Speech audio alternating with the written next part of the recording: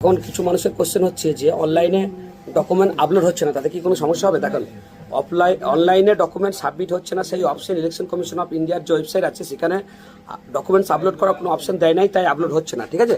কিন্তু আপনারা আপিলটা করতে পারবেন অনলাইনে। এই আপিলের ভিত্তিতে আপনি আপনার একটা প্রমাণ থেকে যাবে যে আপনি অনলাইনে আপিল করেছিলেন এবং তার একটা রিসিভ কপি আপনি নিয়ে নেবেন।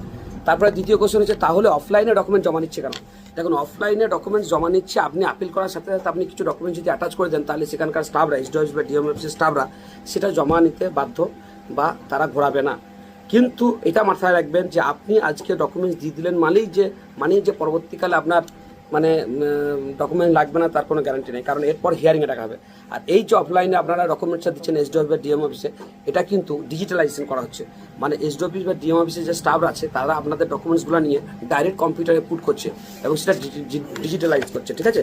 তাহলে কিন্তু তারপরেও একটা কথা মাথায় রাখবেন, আমরা বিভিন্ন আধিকারিকদের সাথে কথা বলে যে জানতে পারছি, তাতে হচ্ছে আপনাদের হিয়ারিং হবে এবং সেই হিয়ারিংয়ের সময় আপনাদের সমস্ত ডকুমেন্টস অরিজিনাল এবং জেরক্স নিয়ে যেতে হবে সংশ্লিষ্ট দপ্তরে, মানে যেখানে আপনার লোকেশন থাকবে হিয়ারিংয়ের, যে অফিসে আপনার হিয়ারিং হবে সেটা তো আপনার কাছে নিশ্চয়ই খবর আসবে, আপনার লোকাল বিএলও বা যে কোনোভাবে লোকাল বিএলও বা নোটিশের মাধ্যমে সেখানে আপনাকে দরখাস্ত নিতে হবে।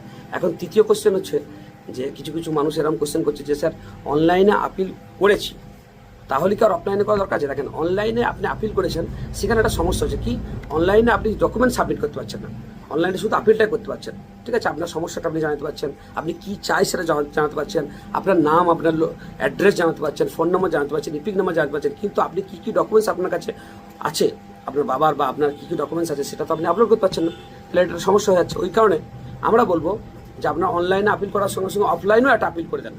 অফলাইনে মানে হচ্ছে হার্ড কপি সমস্ত ডকুমেন্টস ফিল আপ করে বা সমস্ত ডকুমেন্টস আপনি পিন আপ করে আপনি সংশ্লিষ্ট এডি অফিসে, আপনার যে লোকাল যে এসডিও অফিস, সেখানে আপনি জমা দিয়ে দেন, ঠিক আছে। ওই কারণে আমরা বলছি যে আমাদের যে উপদেশ সেটা হচ্ছে, আমরা যদিও বিশেষ কিছু ভেতরে ঢুকতে পারছি না, আমরা বিএলও তো এখানে বড় বড় জুডিশিয়াল ম্যাজিস্ট্রেট দ্বারা বা বড় বড় জাজ দিয়ে দ্বারা কাজ হচ্ছে, সেন্ট্রাল গভর্নমেন্ট পুরো প্রোগ্রামটা করছে, এখানে রাজ্য সরকারের বা রাজ্য সরকার কর্মচারীদের কোনো হাত নেই। তবুও আমরা বলবো যে আপনারা অনলাইনে করুন, তারপরে সে অনলাইনে রিসিভ কপিটা অফলাইনের ডকুমেন্টসের সাথে পিন আপ করে দেন, পিন আপ করে আপনারা জমা দিয়ে দেন। অনলাইন অফলাইন দুটোই করুন। আমি একজন টিচার বা একজন বিএলও হিসেবে এই উপদেশ আপনাদেরকে দিচ্ছি। সবাই ভালো থাকবেন, দোয়া করবেন।